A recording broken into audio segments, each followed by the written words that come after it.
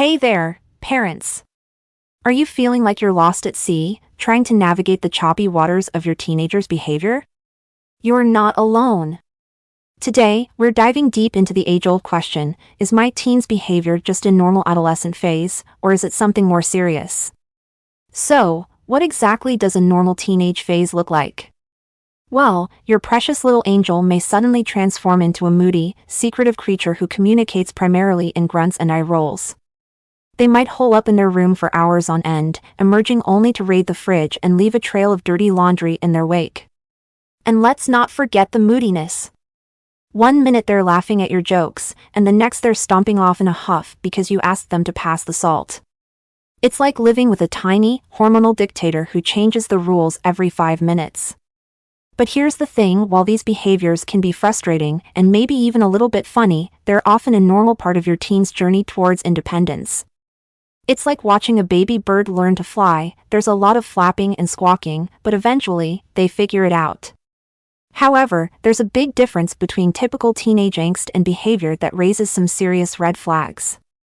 If your teen is engaging in activities like stealing, physical or verbal abuse, substance abuse, or staying out all night, it's time to take action. These behaviors are not just a phase, they're warning signs that your child may be struggling with some deeper issues. It's like if you noticed a leak in your roof, you wouldn't just put a bucket under it and hope for the best, right? You'd call in the professionals and get it fixed before your whole house floods. So, what can you do if you're concerned about your teen's behavior? First and foremost, focus on your teen's actions and thoughts, rather than just their emotions. Teenagers are not exactly known for their emotional eloquence, so trying to decipher their feelings can be like trying to read hieroglyphics. Instead, zero in on specific behaviors that are causing problems. For example, instead of asking, "Why are you so angry all the time?" try saying, "I've noticed you've been slamming doors and yelling a lot lately. Can we talk about what's going on?" By focusing on concrete actions, you can help your teen identify and address the root of the problem. Next up, set clear boundaries and consequences for unacceptable behavior. If your teen is breaking the rules or crossing lines, it's time to put on your tough love hat and lay down the law. This might lead to some short-term power struggles, but in the long run, it shows your teen that you care about their well-being and expect them to make good choices. And here's a little secret, even the most challenging teens have the ability to make positive changes with the right support and guidance.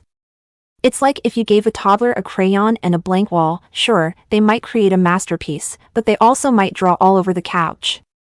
Your job is to provide the structure and direction they need to channel their energy in a positive direction. If you're feeling overwhelmed or stuck, don't be afraid to call in reinforcements. Whether it's a therapist or a counselor, there's no shame in asking for help. And above all else, keep those lines of communication wide open. Make sure your teen knows that you're there for them, no matter what. Celebrate their victories, big and small. And when things get tough, break out the ice cream and have a heart-to-heart chat. Thank you for joining us today. If you found this video helpful, don't forget to like, share, and subscribe for more insightful content.